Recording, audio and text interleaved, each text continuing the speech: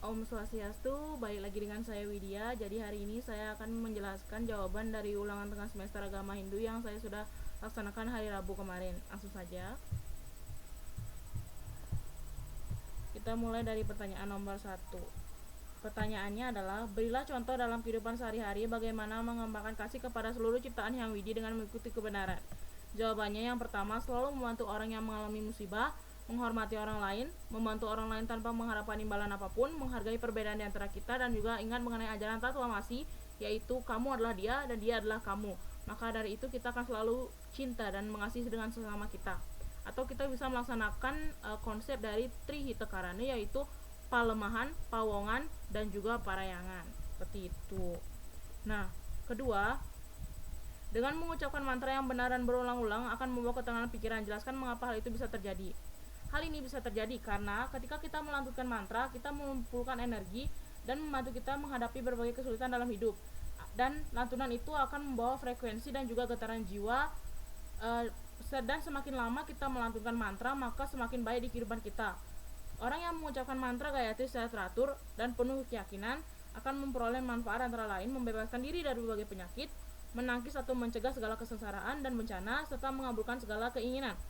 Selain itu, mantra Gayatri juga melindungi kita dimanapun kita berada. Dan intinya, mantra Gayatri ini menganugerahkan hal yang bermanfaat kepada orang yang mengucapkannya dengan penuh keyakinan. Yang ketiga, pertanyaannya yaitu nomor 3, pertanyaannya yaitu, berikan contoh pengalaman hidup yang pernah Anda alami yang ada hubungannya dengan renungan berikut. Apapun perbuatan yang kau lakukan, engkau akan menuai hasil yang sepadan. Maka dari itu, engkau harus mengembangkan moralitas dan meresapkan nilai-nilai kemanusiaan. Ketika makanan menjadi basi, tidak ada gunanya menyimpan makanan tersebut, karena ia akan menjadi semakin basi. Engkau mungkin saja bisa menyembunyikan dosa-dosamu dari masyarakat, namun engkau tidak akan mendapat menyembunyikan apapun dari Tuhan.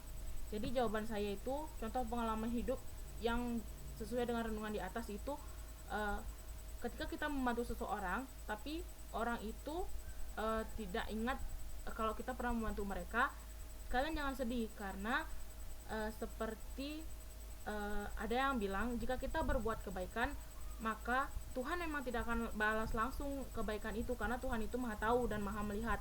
Jadi ketika kita berbuat baik, kita akan mendapatkan balasan yang baik pula di kemudian hari. Dan juga sebaliknya, jika kita berbuat buruk, maka kita akan mendapatkan keburukan di kemudian hari. Jadi selalulah berbuat baik kepada sesama kita. Nah, pertanyaan nomor 4 yaitu, sebelum meditasi cucilah muka, tangan serta kaki, atau Anda mandi untuk membersihkan badan dari kotoran sekaligus membuat Anda menjadi segar. Duduklah dengan memakai alas dari kain, tikar atau selimut, posisi punggung tegak lurus, dan tangan diletakkan di pangkuan dengan posisi rileks. Pejamkan mata serta tenangkan pikiran beberapa detik, setelah itu ucapkan mantra. Jelaskan masing-masing tahap tersebut. Kita mulai dari tahap yang pertama, yaitu pembersihan diri. Ada beberapa bagian dari tubuh kita yang apabila dibasuh air akan memberikan rasa nyaman dan ketenangan pikiran, seperti telinga, leher, lutut, siku, dan tangan. Hal itu akan membantu pikiran kita terasa lebih nyaman dan tenang. Yang kedua, duduklah dengan memakai alas dari kain, tikar, atau selimut. Alas duduk ini atau bantalan ini harus cukup tebal, sekitar 5 cm, dengan tujuan untuk menghindari tubuh fisik kontak langsung dengan energi gravitasi bumi. Jika tidak ada, ya tidak apa-apa, tapi kalau ada, seperti itu lebih baik. Selanjutnya, yang ketiga, yaitu posisi punggung tegak lurus dan tangan diletakkan di pangkuan dalam posisi rileks, yang tujuannya untuk menghindari bangkitnya api kundalini atau kundalini sakti tanpa disadari.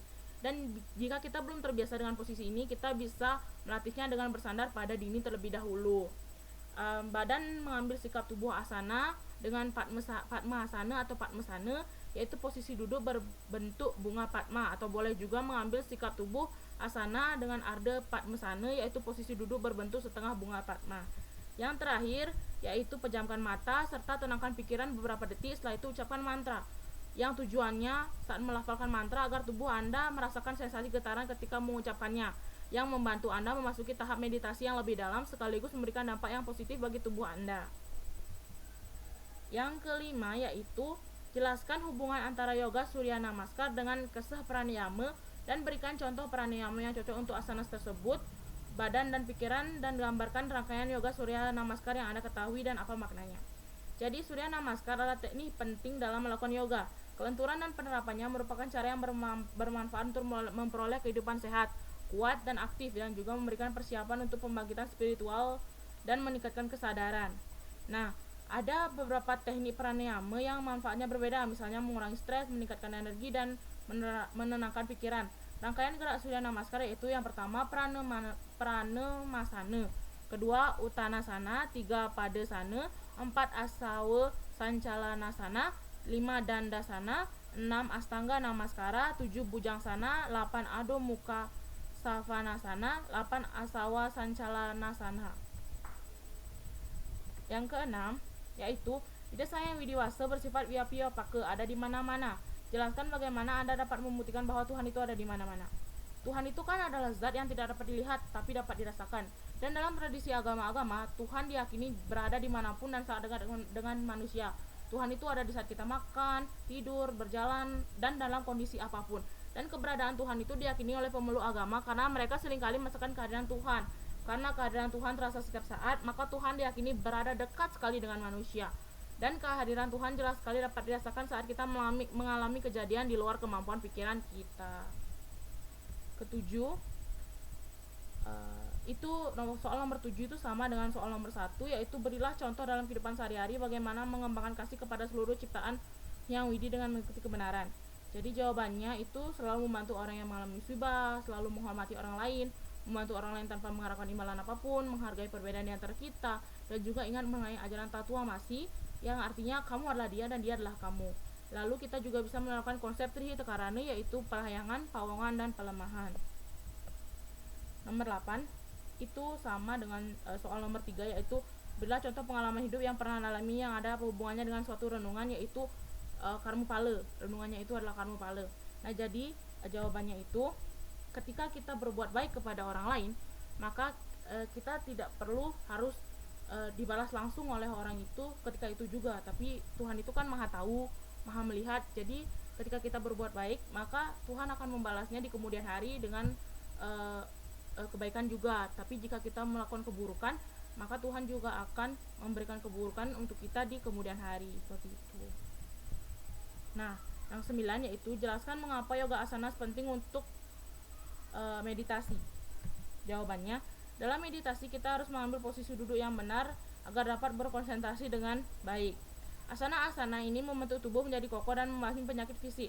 Tubuh sehat yang secara fisik bugar dan bebas penyakit sangat penting untuk latihan spiritual. Tanpa tubuh yang sehat, kita tidak akan mampu melawan gejolak indera dan pikir yang riuh rendah. Latihan asana secara rutin akan membuat tubuh bugar dan pikiran tenang, serta memberikan energi, semangat, dan kekuatan syaraf yang melimpah. Dan yang terakhir yaitu, jelaskan syarat-syarat melakukan penyucian lahir dan batin orang suci. Orang suci adalah manusia yang memiliki mata batin dan dapat memancarkan kewibawaan rohani, dan juga dapat mewujudkan ketenangan dan penuh belas kasih yang disertai kemurnian lahir batin di dalam mengamalkan ajaran agama. Untuk menjadi seorang orang yang suci, kita ada 4 syarat yang mesti dimiliki, yaitu widya atau ilmu pengetahuan, satya atau memiliki sifat jujur, tapa mampu mengendalikan diri, dan sruta yang artinya mampu menerima getaran-getaran suci atau wahyu. Nah, syarat-syarat untuk menjadi sulingge yaitu 1. Laki-laki yang sudah menikah atau tidak menikah seumur hidupnya atau sukla brahmacari. 2.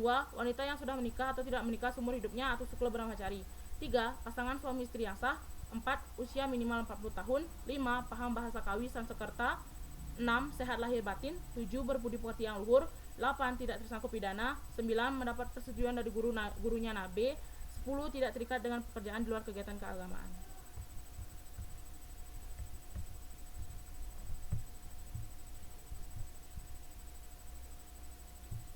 Nah, jadi sekian dari ulangan tengah semester yang sudah saya kerjakan Rabu lalu, dan ini adalah hasil dari jawaban-jawaban yang sudah saya kirimkan pada hari Rabu yang lalu. Terima kasih sudah menonton. Jangan lupa untuk like, comment, share, and subscribe. Terima kasih. Om Santi, Santi, Santi, Om.